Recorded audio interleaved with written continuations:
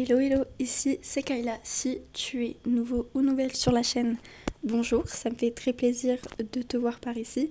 Et si tu es déjà venu et que tu as aimé mon contenu, ça me fait très plaisir de te revoir et de savoir que tu es intéressé. Aujourd'hui, on, on va un peu sur un sujet différent, à savoir écrire son premier essai. Alors, j'ai fait l'expérience il y a quelques semaines et depuis, comment dire, que j'aime beaucoup cette activité. Et du coup, je me suis dit pourquoi pas vous donner une, une directive à suivre pour celles et ceux qui veulent écrire un essai pour la première fois. Alors, c'est pas. Alors, j'en ai pas écrit des tonnes, donc c'est très primaire, mais à l'avenir, quand j'en aurai écrit plus, j'aimerais faire une vidéo plus poussée. Mais là, c'est vraiment pour moi les 7 étapes clés à suivre pour pouvoir écrire un essai. Alors, premièrement, évidemment, il faut trouver son sujet ou son thème. Quelque chose qui vous intéresse, qui vous passionne et qui vous est propre. Par exemple, vous n'allez pas prendre je sais pas moi, le patriarcat alors que ça vous intéresse absolument pas, même si honnêtement je vois pas comment ça pourrait ne pas intéresser quelqu'un. Mais c'est mon avis personnel. Alors que si vous êtes plus axé sur des questions type ce qui s'est passé en histoire pendant la Seconde Guerre mondiale, vous pouvez prendre par exemple ce thème-là. Et après, ça vient ça coule de source, il faut trouver votre question. Il faut pas que votre question ce soit une question creuse, genre oui, genre la réponse c'est oui ou non, il faut que ce soit une question avec de la contenance sur laquelle on peut avoir une vraie réflexion, parce que sinon ça va pas durer un essai. Alors il faut savoir qu'un essai c'est pas forcément très long, ça peut faire entre 500 et 1000 mots ou ça peut aller bien au-dessus. Le plus important c'est que ça vous convienne, que vous ne vous forciez pas à écrire plus ou moins que ce que vous aimez. Ensuite, on a la première partie de la planification et vous comprendrez ensuite pourquoi je le divise en deux parties. Alors, dans la première partie, on va un peu brain up ses idées avec tous les éléments qui nous viennent en tête, tous nos exemples pour nos éléments et nos arguments. Et on va noter tout ce qu'il faut creuser. Par exemple, je reviens sur ce concept de Seconde Guerre mondiale. Vous savez quoi, on va changer d'exemple parce que je m'y connais pas assez pour vous faire euh, tout, un, tout un essai dessus, mais par exemple, prenons le sujet de mon premier essai, le narcissisme. Est-ce que c'est forcément mal?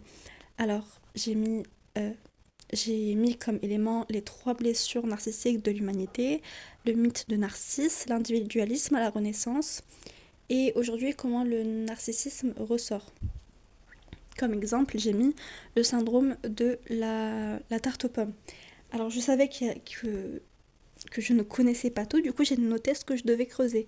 Genre le mythe de Narcisse, l'individualisme, parce que c'est des sujets d'histoire, vous voyez.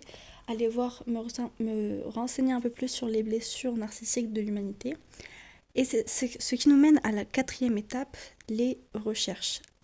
Donc là, c'est l'étape où vous allez chercher d'autres essais, des articles, des définitions. Par exemple, je me suis renseignée sur la définition de narcissique et d'égocentrisme parce que c'est des mots un peu tricky qui peuvent signifier quelque chose et une toute autre. Vous pouvez aller voir des vidéos, vous pouvez aller faire des sondages dans votre entourage ou si vous êtes sur un sujet peut-être un peu plus social. Et ensuite, vous pouvez passer à la partie 2 de la planification où on va surtout organiser ses idées. Donc maintenant, je sais un peu plus ce qu'est le mythe de Narcisse, je sais un peu plus comment l'individualisme ressortait à la Renaissance. Je vais noter ces idées et les organiser un peu dans l'ordre pour que ça fasse sens du coup. Où est-ce que je mets quels exemples? Et là, il y a la partie un peu plus fun, mais qui reste optionnelle pour ceux qui veulent rester plus sérieux. Où on peut aller chercher des citations, où on peut aller chercher des images, euh, des, des médias à mettre en lien dans notre essai. Alors ça, je sais qu'on peut le faire sur Substack. Autre part, j'en ai aucune idée. Mais par exemple, on peut aller chercher, par exemple, j'ai pris une image de Narcisse, enfin un tableau de Narcisse à incorporer dans mon essai. Ensuite, on passe à l'écriture du premier jet. Alors là, on ne cherche pas à ce que ce soit écrit joliment ou quoi que ce soit. C'est vraiment cru, brut, sans pression. Le plus important, c'est d'avoir les mots sur les pages et tout le reste, on s'en fout. Les tournures, même l'orthographe, la grammaire, tout ça, on verra après, on corrigera après.